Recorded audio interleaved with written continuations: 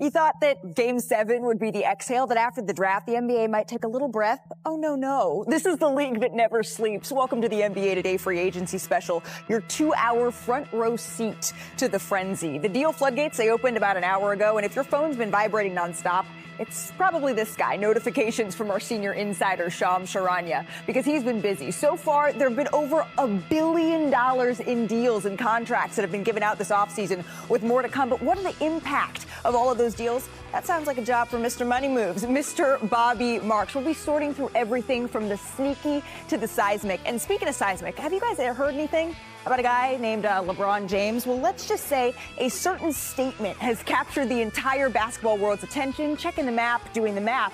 Our quartet of California-based reporters texting their sources to bring us up-to-the-minute insight. We're going to get to all of that with our senior writer, Brian Windhorst, our analyst, Tim Legler, Udonis Haslam. I'm Malika Andrews. Let's sit back, get comfortable, and take it in. NBA free agency 2025 has begun. Brian, if you were to describe it in one word so far, what would that be? Expensive. Expensive, and we're only about an hour in, so I have a feeling it's going to get a little bit pricier from here. Let's start with the busiest person in the league, our senior insider, Shams Charania. Shams, as I have been walking through the studio, my phone has been vibrating with your reporting, with your updates here. What do you got for us? Yeah, I have some news for you guys. Free agent guard D'Angelo Russell has agreed to a 2-year, $13 million deal with the Dallas Mavericks. Sources tell ESPN. Co-heads of CA basketball, Aaron Mintz, Austin Brown, reached an agreement, as well as the Mavericks officials here tonight. So this gives Dallas a stopgap at point guard. He's going to have a significant role, especially when Kyrie Irving will miss at least half of the upcoming NBA season. So D'Angelo Russell going to the Mavericks, 2 years, $13 million. D'Angelo Russell to the Dallas Mavericks. Legs, what do you think of this? Well, first of all, I think that's a bargain of $6.5 million a year. Really, D'Angelo Russell still can score. And I think for me, he said stopgap. That's a good word. I just look at it as a solution to the Kyrie Irving problem. We don't know when we're going to see Kyrie Irving again, but they still have Anthony Davis. They brought in Cooper Flagg. This is a team that wants to get out of the gate. They don't want to be buried behind a bunch of teams in the West. To me, D'Angelo Russell's about as good as you're going to get on the market right now, and that's obviously a great number. I mean, with Kyrie being out, you get a guy who averaged 18 points a game 2 years ago, about 17 points a game the year before, and then last year had a down year. So this is a guy who can definitely score, struggles to defend, but you have those wing defenders. You have those Najee Marshalls. You have those Cooper Flaggs, those Caleb Martins. You have AD, so you have guys that can cover that. I love this move for them. There's not a ton of free agent dollars on the market now. There's 2 teams that have significant space. That's Brooklyn and Detroit. So some of these free agents are going to have to take maybe a little bit of a pay cut. Certainly this is the case for D'Angelo Russell. So if you're going to take a pay cut, pick a spot where you have a really good fit, and that's the case here. He's going to walk into a starting job, have a big role for a team that figures on being a Western Conference contender if Kyrie Irving can get healthy later in the season. The Dallas Mavericks have had a really interesting sort of offseason even so far, adding Cooper Flagg as well. Yeah, if you look at Dallas, they are probably one of the most upwardly mobile teams in the whole league because they get Cooper Flagg, who we all think is going to be an impact player. They've got Anthony Davis coming back healthy this fall, and they've got a really good set of role players that they can either use or use in additional trades coming forward in the offseason. I was hoping we were going to be going back to Shams now, but the way that this free agency goes, he's already off to the races. He's working on something right now. Usually, Brian, we don't start our free agency shows with a player opting into a player option. But this isn't just any player. It is LeBron James. He exercised his $52.6 million option. But this is what caught everyone's attention. It's what his agent, Rich Paul, told our Shams Charania.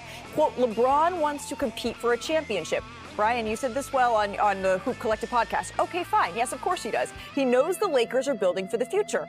Okay, that makes sense. He understands that, but, and that is a big but, he values a realistic chance at winning it all. We are very appreciative of the partnership that we've had for 8 years with Jeannie and Rob and consider the Lakers as a critical part of his career.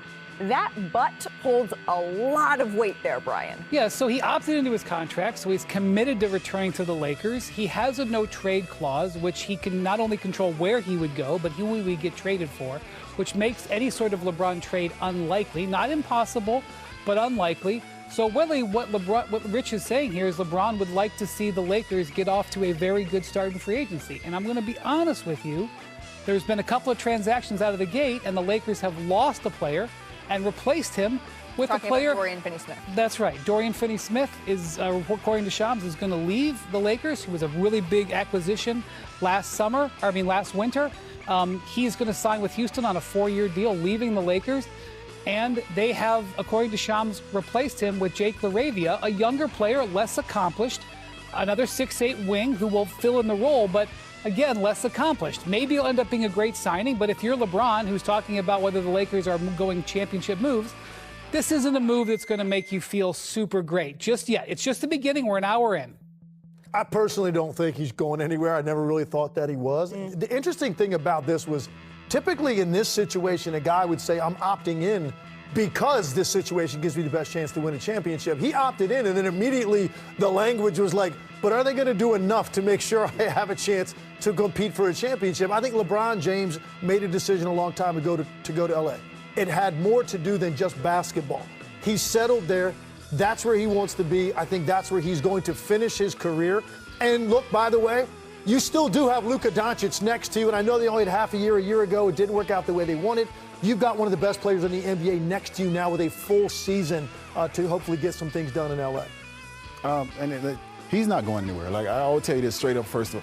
I know LeBron James. This is LeBron James flexing his muscle. This is LeBron James using what he has as a superstar to hold the organization accountable.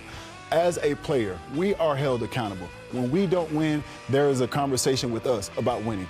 As a player, when you get to the level that LeBron James has gotten to, and you won as many championships, you have the right to have a conversation with the upstairs about what it takes to win. I think there needs to be a collaboration on where we're going, what we need to win, but also on the other side, we have a young superstar who also is the future of this organization. There's two sides to this, but Bron is not wrong. He only has a few more years, and in those few more years, he needs to be put in a situation to win. How many times before, Brian? 8 times, 9 times has LeBron been in a situation where he has the opportunity to opt into a contract?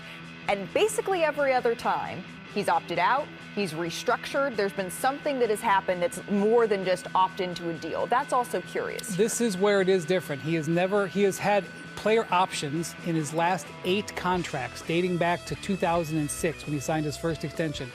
He has never used them. He has always opted out of the contract. 3 times he switched teams, and then, the other times he signed new contracts. In fact, that's happened twice with the Lakers. In this case, he opted into his contract. So for the first time in 23 seasons, Malika, LeBron is on an expiring contract.